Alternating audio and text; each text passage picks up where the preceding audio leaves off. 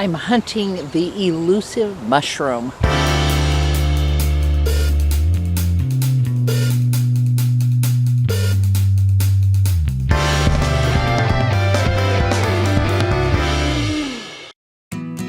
I'm going to show you how I cooked my morel mushrooms, but I want you to know I'm also going to show you how you can take ordinary baby bella mushrooms that you buy at the grocery store. Using that same method, you can get almost the same flavor as the morel mushrooms, but you can get them any time of the year and you don't even have to go out in the woods. Let's start with how I did the morel mushrooms.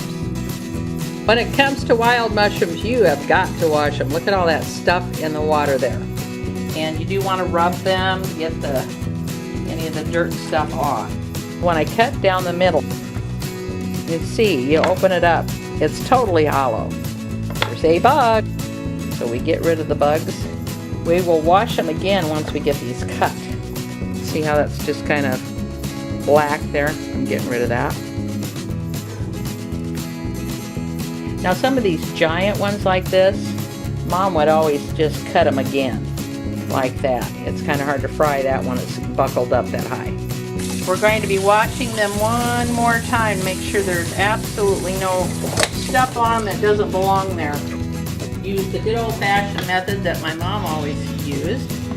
We're going to just put some flour at the bottom of a flat dish or plate, and then we're going to put an egg in a bowl that we can dip the mushrooms in. Mix that up so it's completely beaten. There we go. It's all smoothie, creamy yellow all the way through. In our frying pan, we're going to heat up just a little bit of olive oil. It will keep the butter from burning.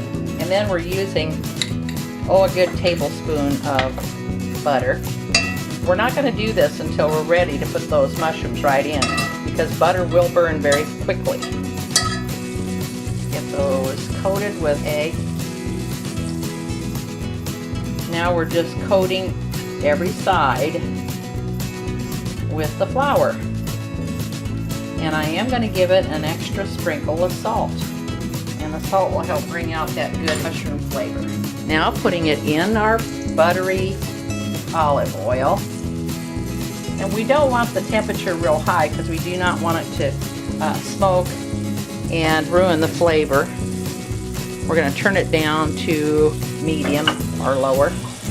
We're going to flip those over, and you about have to do it individually. If you turn them over and they're not brown yet, then you can just let them sit a little bit longer, and you do want them to be kind of a golden brown.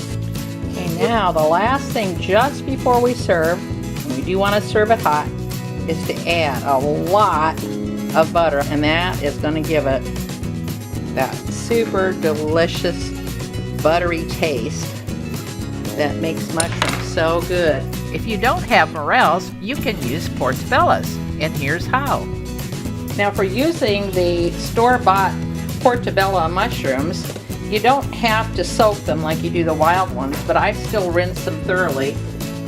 And according to Alton Brown on Food Network, it's okay to wash them because mushrooms do not absorb that much, and he proved it scientifically by weighing before and after. Another difference is going to be that we are going to slice these instead of cutting down the middle like we do the wild ones. And sometimes I like to just cut off a little bit like that so they don't roll so easily.